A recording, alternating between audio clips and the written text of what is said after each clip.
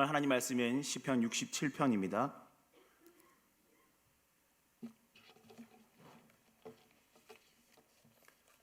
시편 67편입니다.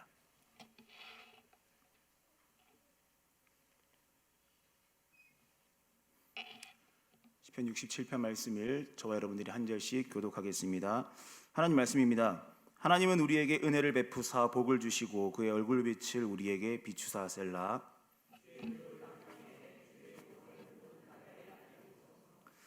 하나님이여 민족들이 주를 찬송하게 하시며 모든 민족들이 주를 찬송하게 하소서.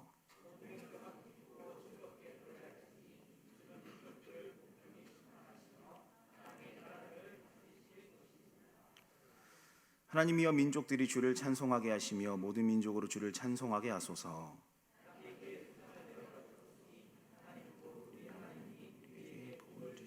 함께 읽겠습니다.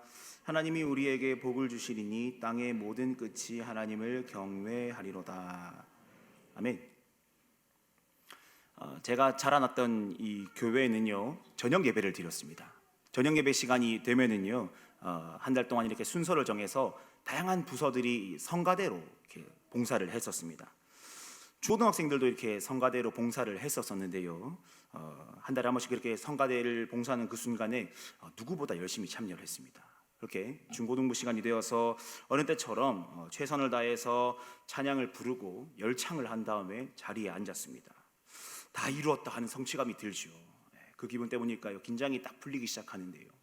갑자기 제가 도무지 감당할 수 없을 만한 진동이 저를 감싸는 것을 느꼈습니다. 이것이 마치 이렇게 성령께서 우리에게 주시는 탁월하고 신비한 은혜였으면 좋았겠지만 그것은 아니었고요. 제 옆자리에 앉은 형이 열심히 다리를 떠는 것이었습니다. 그것도 아주 거칠게 전투적으로 치열하게 누구보다 열심히 다리를 떨었습니다. 옛날 장의자 기억하시는 분들이 있으시죠? 요즘처럼 우리 교회처럼 이렇게 개인 의자 이렇게 예쁘게 나와 있지 않고요. 요즘 장의자들처럼 이렇게 튼튼하게 나와 있지 않죠. 앉으면 삐그덕거리고 옆 사람이 뭘 하면 그 진동이 고스란히 나에게 느껴지는 그런 장의자에 제가 앉았습니다. 그러니 옆에 있는 그 형의 다리 떠는 그 진동, 그 거칠고 치열한 진동이 얼마나 온몸으로 느껴졌겠습니까? 아주 놀이공원이 따로 없었습니다. 조금만 더 있으면 멀미를 할 것 같아서 제가 속으로 얼마나 많이 제가 알고 있는 모든 욕을 다 했던 것 같습니다. 아버지 멈춰주시옵소서, 다리를 잘라주십시오, 이런 욕들을 제가 하면서 그 엄청난 고난의 시간을 버티고 있었는데요. 제가 이제 한계에 다다를 그 즈음에 저를 향한 구원의 손길이 찾아왔습니다. 앞에 계신 권사님께서 저처럼 열심히 놀이기구를 타시다가 힘드셨나 봐요. 뒤를 돌아보시고는 이렇게 말씀을 하십니다. 야, 다리 떨지 마. 사뭇 진지하게 말씀을 하시는데요. 얼마나 통쾌했는지 모릅니다. 됐다, 다행이다. 그런데 그 권사님이 뒤이어서 하셨던 말씀이 저에게는 더 큰 충격으로 다가왔습니다. 야, 다리 떨지 마. 뭘까요? 복 나간다. 이러시는 거예요. 상당히 충격이었습니다. 왜냐하면 그 당시만 하더라도 이제 길거리에 나가서 전도하시는 분들께서 예수 믿으면 복 받습니다라고 외치시던 때거든요. 심지어 얼마 전만 해도 교회에서 다 같이 나가서 예수 믿고 복 받읍시다를 열심히 죽어라 외치고 들어왔는데 권사님께서 하시는 말씀이 다리 떨지 마, 복 나간다 이러시는 거예요. 굉장히 충격을 받았는데요. 예수를 믿으면 복이 오는데 다리 떨면 복 나간다. 그럼 예수를 믿는 것과 다리를 떠는 것이 되게 비슷한 묘한 하여튼 상황 아시겠죠? 제가 어릴 때부터 이렇게 철학적인 사람이었습니다. 네. 왜 웃으십니까? 네. 지금 생각해보면 말도 안 되는 이야기죠. 그런데 그 어린 나이에는요 그게 정말 스트레스였습니다. 왜냐하면 만약에 다리 떠는 것과 예수님 믿는 것이 동일한 선상이면 예수님 믿을 필요 없거든요. 교회 오기 싫었거든요. 그러니까 이제 다리만 안 떨면 적어도 중간은 갈 거니까 제 안에서 적절한 고민거리를 찾아 나섰던 것이지요. 그런데 이게 참 복을 잃어버릴 수 있는 경우들이 다리 떠는 것에만 있진 않더라고요. 문지방을 밟았다가 한 번은 죽을 뻔했습니다. 그것처럼 우리나라 사람들이요 이 복을 받는 것과 그 받은 복을 지켜내는 것을 아주 좋아하는 것 같습니다. 그 외에 여러 가지 방편에서 복과 관련된 어떠한 문화들을 만들어내고요 그 복을 얻고자 하고 있고 또 복을 지켜내고자 하는 발버둥들을 우리 문화에서 아주 많이 자주 흔히 쉽게 목격을 할 수가 있습니다. 복을 좋아하는 것은 꼭 옛날 어르신들의 일만은 아니죠. 우리 모두는 복을 좋아합니다. 교회도 복을 좋아합니다. 그렇기 때문에 인사할 때 어떻게 인사합니까? 축복합니다. 복 받으세요. 이렇게 인사하지 않습니까? 얼마나 복을 좋아하면 교회에서도 복, 집에서도 복, 다리 떨어도 복, 문지방을 밟아도 복을 이야기를 하는 것일까요? 그런데 참 놀라운 사실이 있습니다. 이스라엘 백성들 역시 우리들과 마찬가지로 복을 구했다는 사실입니다. 정말로 진지하고 엄중한 가운데 아주 적극적으로 복을 구했습니다. 함께 읽으셨던 시편 67편을 보면은 복을 구하는 표현이 여러 번 반복이 되는데요. 시편 67편은 시, 곧 노래, 인도자를 따라 현악에 맞추었다라는 표제를 가지고 있습니다. 인도자를 따라랐다는 말은 그 당시 예배도 오늘날 우리 찬양 인도자께서 찬양을 하셨던 것처럼 찬양을 인도하는 인도자가 있었다는 말이겠죠. 현악이라는 말은 비파와 수금, 그러니까 여러 가지 악기 소리를 의미하는 것이겠죠. 시, 곧 노래라고 하는 미츠모르 시르라는 히브리어는 목소리를 내어서 모두 함께 열창했다라는 의미를 가지고 있는 단어입니다. 우리 교회로 치면 주일 2부 3부 예배 시간에 봉헌 찬양으로 모든 것이 은혜 다 하시잖아요. 왜 그러십니까? 한 번 더 하겠습니다. 모든 것이, 네, 이런 찬양 우리 다 부르지 않습니까? 그것처럼 이런 공식적인 순서, 예배 순서에, 그것도 아마 마지막 즈음에 이 시편 67편을 모두가 한 마음 한 목소리로 불렀던 것 같습니다. 예배에 참여한 모든 사람이 인도자와 함께 그 밴드의 음악에 맞추어서 함께 자기 소리를 적극적으로 내어서 노래할 만큼 이 시편 67편을 굉장히 좋아했단 말이겠죠. 그리고 또한 마찬가지로 이 시편 67편의 복을 간구하는 노래가 이스라엘에게 그토록이나 중요하고 소중했다라는 것을 우리가 생각을 해볼 수가 있습니다. 은혜 찬양을 우리 매주 부르기 때문에요, 저희 큰딸이 6살인데요 6살짜리 아이도 따라 부를 수 있습니다. 갑자기 지나가다 이렇게 부릅니다. 누구나 부를 수 있습니다. 매주 부르기 때문이죠. 그래서 이스라엘 백성들 역시도 마찬가지로요, 이 시편 67편을 어린 아이로부터 어르신들까지 누구나 언제나 습관적으로 부를 수 있을 만큼 그들에게 친숙하고 익숙했다라는 것을 우리가 충분히 생각을 해볼 수가 있습니다.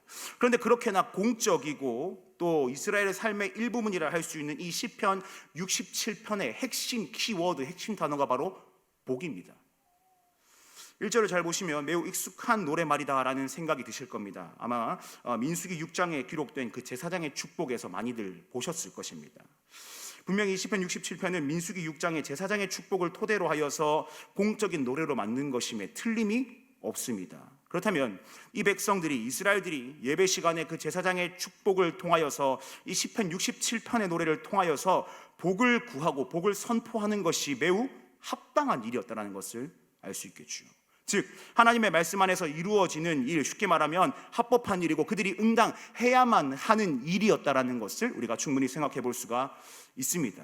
그렇다면 도대체 이스라엘 백성들이 함께 구했던 이 복, 하나님께서 구하라고 명하시고 반드시 주시겠다라고 약속하신 그 복이 무엇이겠습니까?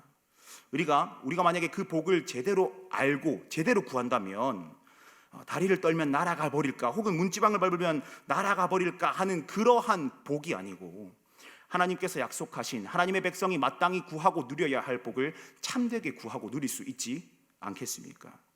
그냥 막연하게 사람들에게 관심을 끌기 위해서 예수 믿으면 복 옵니다, 그냥 백지수표를 날리는 것이 아니라 참되게 복을 선포할 수 있지 않겠습니까? 오늘 시편은 이렇게 시작합니다. 하나님은 우리에게 은혜를 베푸사 복을 주시고 그의 얼굴빛을 우리에게 비추사 셀라. 이 말을 원어를 조금 더 직역을 해보니까 이렇게 되더라고요. 하나님은 우리에게 은혜를 베푸셔서 복을 주시길, 그의 얼굴빛을 우리에게 비추시길 이라고 할 수가 있습니다. 온 이스라엘 백성들이 함께 노래하기를 하나님께서 은혜를 베풀어 주셔서 복을 달라고 공적으로 구했습니다. 복이라는 단어가요, 사실은 굉장히 매우 막연합니다. 어지간해서 좋아 보이는 것에는 다 복을 가져다 붙일 수 있습니다. 사업이 잘 되면 복이죠. 건강하면 복이죠. 심지어 어린아이들이 새해에 세배하고 받은 용돈을 담아두는 바구니도, 주머니도 복주머니라 부릅니다. 복은 이토록 다양한 의미에서 좋아 보이는 것에 모두 다 가져다 붙일 수가 있습니다. 하지만 복을 주신다라는 히브리어 단어 바라크의 주어가 하나님이 된다면 그 뜻은 매우 분명하고 압축적이게 됩니다. 하나님께서 선한 마음으로 사랑하시는 자를 바라보시는 것, 그것이 복을 주시고의 의미입니다. 하나님의 얼굴빛을 비추어 주시는 것, 그것이 바로 하나님께서 복을 주시는 것입니다. 그래서 이스라엘들이 하나님의 은혜로 주시는 복을 1절에서 간구하면서 이어서 이렇게 노래합니다. 그의 얼굴빛을 우리에게 비추시길. 그의 얼굴빛을 우리에게 비추시길. 그렇다면 하나님께서 그 백성들에게 주시는 복이 하나님의 얼굴빛을 비추시다는 것을 우리가 알 수 있는데, 여기에서 우리는 또 한 가지 심각한 난제에 빠지게 됩니다. 무엇입니까? 혹시 여기서 하나님의 얼굴빛을 보신 분 계십니까? 하나님의 얼굴을 보신 분 혹시 있으십니까? 큰일 나죠. 네. 하나님은 영이시기 때문에 그분의 얼굴을 우리가 감히 볼 수 없습니다. 혹시나 만약에라도 본다 한들 그분의 찬란함 가운데에 죄인들 우리가 어찌 살 수가 있겠습니까? 하나님의 얼굴은 우리가 볼 수 없습니다. 그런데 이스라엘은 당당히 하나님의 얼굴을 비추어 달라, 그것이 우리가 마땅히 받아야 할 성도로서의 복이다라고 노래를 하고 있습니다. 하나님의 얼굴을 구하는 복, 하나님께서 나를 바라봐 주시는 복, 그 복이 도대체 무슨 말을 의미하는 것일까요? 우리에게는 조금 어려운 문제로 다가오지만 이스라엘 백성들에게는 너무나 쉬운 일이었습니다. 왜냐하면 그들에게는 하나님의 얼굴을 비추어 주신다라는 아주 친숙한 개념인 메노라라는 것이 있었기 때문입니다. 금등대입니다. 하나님께서 이스라엘에게 성막, 나아가 성전을 주셨습니다. 바깥의 넓은 뜰을 지나서 마삭이라는 커튼, 휘장을 열고 들어가면 성소라는 공간을 마주하게 됩니다. 성소 안에는 무엇이 있습니까? 오른편에는 떡상이라 부르는 것이 있고요, 왼쪽에는 금촛대라고 부르는 것이 익숙한 금등대라는 것이 있고요, 정면에는 분향단이 있게 됩니다. 그리고 그 커튼 뒤에는 지성소, 언약궤가 놓여져 있지요. 하나님의 그 얼굴빛과 관련해서 우리가 주목할 것은 첫 번째, 휘장을 열고 들어가서 처음 만나게 되는 이 떡상과 금등대입니다. 떡상에는 12개의 커다란 떡이 가지런히 통에 담겨져 있었을 것입니다. 이 12개의 떡이 의미하는 바는 매우 분명하게 이스라엘의 12지파라고 할 수가 있습니다. 이 이스라엘의 12지파를 의미하는 떡의 히브리어는 레헴 파님이라는 단어입니다. 레헴 많이 들어보셨죠? 레헴은 아마 다 아실 겁니다. 베들레헴 할 때 그 레헴이거든요. 그러니까 이제 빵, 떡 이런 의미를 담고 있습니다. 파님이라는 단어는 얼굴이라는 뜻입니다. face, 얼굴이라는 뜻인데요. 그러면 이 진설병, 떡상 위에 있는 진설병은요, 직역하자면 얼굴떡이라는 의미가 됩니다. 굉장히 난해하죠. 어렵죠. 그래서 유대 랍비들은요, 이 떡의 모양이 사람의 얼굴 모양이었을 것이다 라고 해석을 하는데, 그렇게 해석하기는 조금 어렵습니다. 얼굴이라는 뜻은요, 이 얼굴, 이것을 의미하지만 동시에 무엇인가를 향한다라는 개념을 가지고 있습니다. 여러분들께서 지금 한결같이 정면을 바라보고 계시죠. 스크린을 보고 계시든 저를 보고 계시든 아니면 이렇게 눈만 보고 계시든 얼굴을 정면으로 향하고 계시는데요, 얼굴을 이렇게 통해 무엇인가를 바라보고 있다는 것은 내가 그쪽으로 향하고 있다는 것을 의미합니다. 정면을 보고 계시기 때문에 저를 향하고 있죠. 앞으로 향하고 있다는 것을 의미합니다. 그렇다면 이 진설병, 얼굴떡은 얼굴 모양의 떡이 아니고요, 무엇인가의 얼굴이 향하고 있는 떡이라는 의미로 해석을 해볼 수가 있습니다. 그렇다면 그 떡을 마주하여 향하고 있는 것이 매우 심각하게 중요해지겠죠. 그 떡을 마주하는 것이 무엇입니까? 바로 금등대, 메노라라고 부르는 것입니다. 이 메노라는 7개의 살구나무 가지로 만들어져 있습니다. 금으로 이렇게 두드려서 만들었죠.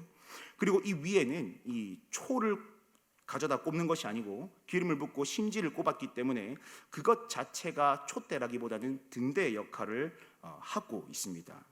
매우 구체적으로 두드려서 만들어진 이 메노라는 쉽게 말해서 나무 가지에 불이 붙어 있는 것을 의미한다라고 볼 수가 있겠지요. 구약 성경에서 나무에 불이 붙었으나 나무가 타지 않고 그 불이 꺼지지 않았던 장면을 여러분들 다 떠올리실 겁니다. 바로 떨기나무 가운데에, 그 불타는 떨기나무 가운데에 모세에게 말씀하신 그 하나님의 임재, 하나님의 함께하심, 하나님의 통치하심이 선명하게 떠오르실 것입니다. 이 메노라가 의미하는 것이 바로 그것입니다. 레헴파님, 이스라엘을 의미하는 12떡을 정면에서 마주하며 끊임없이 그들을 향하고 있는 게 무엇입니까? 바로 한순간도 불이 꺼지지 않고 불타고 있는 나무, 불타지만 불타지 않는 그 나무, 금등대 메노라입니다. 다시 말해서 하나님의 영광이며 이스라엘을 사랑하시어 출애굽시키신 하나님의 사랑과 전능하심이 그 레헴파님을 계속해서 향하고 있는 것입니다. 이 불은요 24시간 동안 절대로 꺼트려서는 안 됩니다. 꺼지지 않는 불이죠. 심지어 청소할 때에도 꺼트려서는 안 되었습니다. 하나님의 사랑, 그 백성을 향하시는 하나님의 얼굴빛, 그 빛을 인도하시는 하나님의 자비는, 그 전능하심은 24시간 단 한순간도 끊임없이 사랑하시는 백성들을 향해 맹렬히 타오르고 있습니다. 성막의 성소를 한번 생각해 보십시오. 성소 안에 이렇게 4개의 커다란 가죽 혹은 천이 지붕을 덮고 있습니다. 그렇다면 위로부터 햇빛이 그 성소 안에 들어올 수 있는 조금의 틈도 없게 됩니다. 그러면 그 자그마한 성소 안, 그 성소 안에 놓여있는 이스라엘을 의미하는 12떡을 비출 수 있는 유일한 빛이 무엇이겠습니까? 이 메노라입니다. 금등대입니다. 그 빛이 아니고서는 도무지 그곳을 밝힐 수 있는 수단이 없습니다. 다시 말해서 이 의미는요, 하나님이 그 백성을 향하여 그 빛을 비추어 주시는 것만이, 그분의 사랑과 그분의 전능하심을 거두지 않으시고 계속해서 함께 하시는 그것만이 이스라엘 백성들이 살아갈 수 있는 유일한 길임을 그 성소의 기구들이 보여준다라고 볼 수가 있습니다. 이처럼 하나님의 빛이 이스라엘을 향하는 것, 도무지 측량할 수 없는 사랑과 자비로 그 백성을 비추어 주시는 것, 그것이 바로 하나님의 얼굴빛이 비추어진다라는 말의 의미입니다. 이것이야말로 세상이 줄 수 없는 가장 신비하고 탁월한 복입니다. 전능자를 배반하여서 자기가 왕이 되고자 했던 그 죄인들을 향하여서 도무지 식지 않는 사랑으로 한순간도 멈추지 않으시고 그들을 인도하시는 것, 그것이 바로 하나님의 백성들에게 주어지는 그 얼굴빛을 비추시는 가장 선명한 복인 것이죠. 그렇기에 온 이스라엘 백성들이 함께 하나님의 얼굴빛을 비추어 주시기를 구하며 복을 구한 노래에는 그 메노라 빛이 아니고서는 한순간도 밝을 수 없음을 표현하는 신앙의 고백이 가득가득 담겨 있습니다. 단순히 예수 믿으면 복 받습니다라고 사람을 불러 모으기 위한 슬로건과는 차원이 다른 복이 그 안에 담겨 있습니다. 이스라엘 백성들의 그 고백에는요, 24시간 그 불이 타오르기 때문에 성소가 밝을 수 있는 것처럼 단 한순간도 하나님의 도우심이 없으면 나는 살 수 없습니다라는 고백이 매우 선명하게 담겨 있습니다. 그들이 노래했던 그 한순간에는 그들이 생계를 위해서 열심히 일했던 그 순간도 포함되었겠지요. 누군가의 침략으로부터 생명이 위협받는 그 전쟁터 한가운데 놓여진 그 상황도 있었겠지요. 혹은 누군가를 하나님의 마음으로 절실하게 사랑하는 그 순간도 포함되었을 것이고요. 누군가를 향하여서 분노의 칼을 빼드는 그러한 순간도 있었을 것입니다. 그들의 마주한 삶의 모든 영역이 그 한순간에 포함됩니다. 그 모든 영역, 매 순간순간 하나님이 도와주지 않으시면, 하나님의 자비가 우리와 함께하지 않으시면, 하나님이 비추어 주시는 그 빛이 우리를 인도하지 않으면, 조금이라도 그 빛이 우리를 벗어난다면 우리는 아무것도 할 수 없습니다라는 고백이 이 모든 고백 안에 담겨 있습니다. 모두 비슷하지 않습니까? 우리도 마찬가지입니다. 우리가 탁월해서 세상을 살아가는 것 같은 기분을 느낄 때가 있습니다. 나의 능력과 열심이 대단하기 때문에 오늘도 수고했어 라고 나를 위로할 만한 순간이 우리의 삶에 더러 발견됩니다. 하지만 아무리 우리의 삶이 찬란하고 화려하고 대단하다 한들 나의 삶에 단 한순간이라도 하나님의 그 얼굴빛이 비추어지지 않는다면, 우리를 향하신 너무나 자비하시고 사랑하시는 그 전능자께서 베푸시는 그 복이 조금이라도 우리를 벗어난다면 우리가 과연 무슨 능력으로 이 세상을 살아갈 수가 있겠습니까? 그렇게 우리가 오늘을 살아간다는 것은 하나님께서 사랑하시는 우리에게 그 얼굴빛을 비추어 주시는 그 복을 주셨고, 그 복을 받은 결과 아버지의 자녀이기에 받은 특권의 결과로 내가 오늘을 살아간다고 고백할 수가 있습니다. 예수님께서는 제자들에게 기도를 가르치시며 이런 말씀을 하십니다. 일용할 양식을 주옵시고, 일용할 양식을 주옵시고 데일리 브레드를 구하라고 말씀을 하십니다.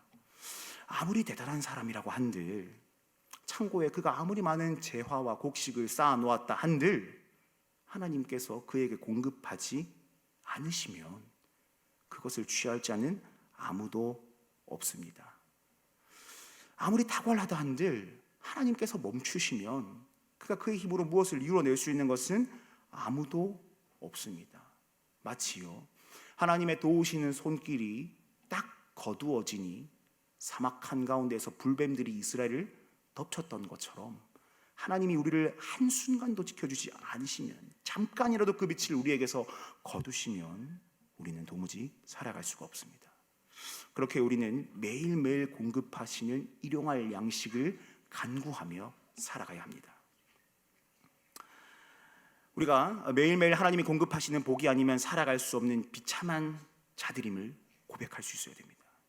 그런데 이것은 바꾸어 말하면요, 그렇기에 우리가 매일매일 하나님의 얼굴을 구하며 살아갈 수 있다는 말입니다.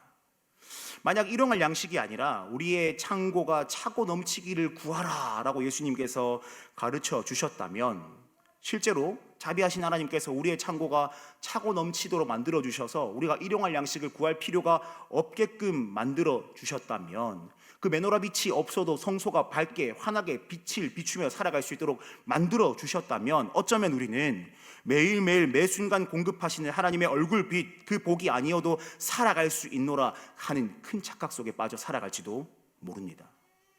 하지만 광야에서 그날의 먹을 만나를 취하게 하셨던 하나님은 우리에게 분명히 매일매일 일용할 양식을 구하라 하셨습니다. 매일매일 내가 살아갈 수 있는 유일한 이유가 조금 더 꺼지지 않으시고 비추시는 하나님의 얼굴 비침을 고백하도록 만들어 주셨습니다. 그래서 요리문답은 주께서 구하라 하신 일용할 양식에 대해서 이렇게 답을 합니다. 네 번째 간구는 무엇입니까? 우리가 다 같이 한번 읽어볼까요? 시작. 오늘날 우리에게 일용할 양식을 주옵소서라는 간구입니다. 우리의 몸에 필요한 모든 것을 내려주시며, 그리하여 오직 주님이 모든 좋은 것의 근원임을 깨닫게 하시고, 주님이 복 주시지 않으시면 우리의 염려나 노력, 심지어 주님의 선물조차도 우리에게 아무 유익이 되지 못함을 알게 하옵소서. 그러므로 우리로 하여금 어떤 피조물도 의지하지 않고 오직 주님만 신뢰하게 하옵소서. 우리에게 능히 일용할 양식을 차고 넘치게 하실 하나님, 그 얼굴빛을 우리에게 비추어 주시는 하나님께 우리의 매일의 그 매순간의 삶이 속해 있음을 마땅히 고백하는 것, 하나님께서 우리에게 얼굴빛을 비추어 주시기에 살아갈 수 있노라 고백하며 주님을 신뢰하며 살아내는 것, 그것이 우리의 살아가야 할 삶이라고 말합니다.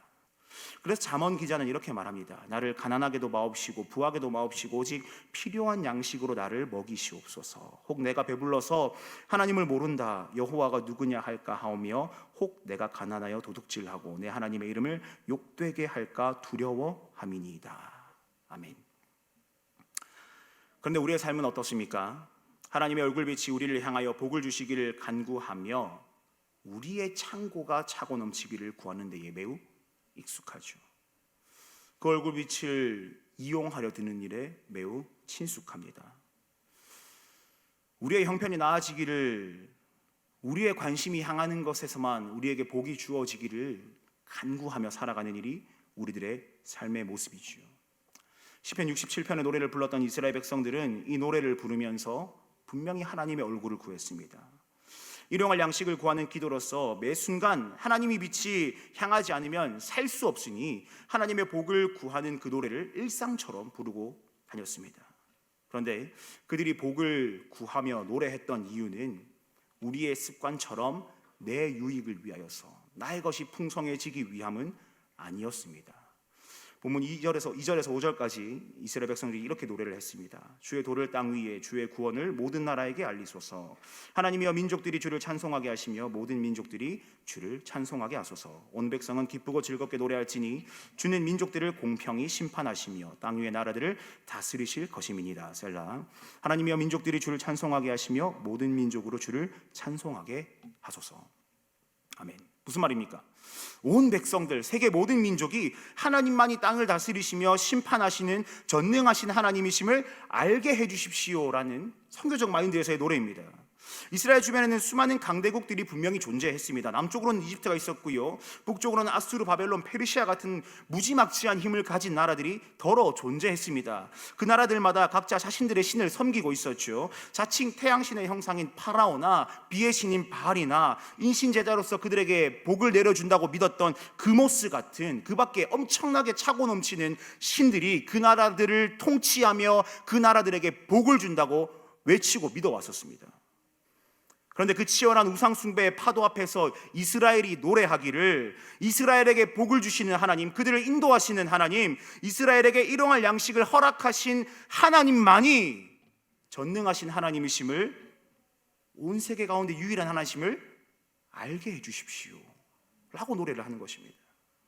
그렇다면 이스라엘이 그토록 공적으로 아주 열심히 자주 복을 구했던 이유가 적어도 내 삶의 유익을 위함은, 내 형편이 나아지기 위함은 아니라는 것을 발견할 수 있겠죠. 그들이 하나님의 얼굴을 구하며 매 순간 하나님의 도우심이 아니고서는 살 수 없으니 나에게 일용할 양식을 주시는 하나님을 신뢰하게 도와주십시오, 그 복을 주십시오라고 열심히 노래했던 이유는 그 하나님만이 세계 가운데 유일하신 하나님이시기 때문입니다. 그렇게 여호와의 얼굴을 구하는 복을 받는다는 것은, 일용할 양식을 공급하시는 하나님을 믿으며 살아간다는 것은 사랑하시는 백성들을 향하신 하나님의 사랑과 자비의 선물이자 동시에 우리가 마땅히 짊어져야 할 하나님의 영광을 드러내는 사명의 무게입니다. 말씀을 마무리하겠습니다.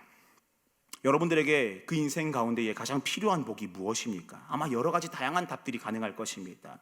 필요한 모든 복, 일용할 양식을 하나님께 구하십시오. 그러나 그 모든 복에 앞서서 우리에게 필요한 매일의 복은 하나님의 얼굴빛이 우리에게 비추어 주시는 복입니다. 전능하신 주께서 공급하실 수 있는 일용할 양식입니다.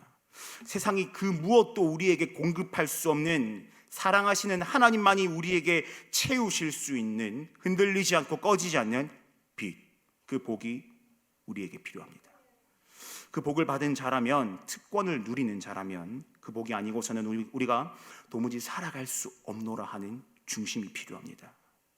그리고 주께서 공급하시는 복을 힘입어서 세상에서 하나님의 영광을 자랑하며 성도로 살아가겠노라 하는 굳은 각오로 주 앞에 엎드려야 합니다.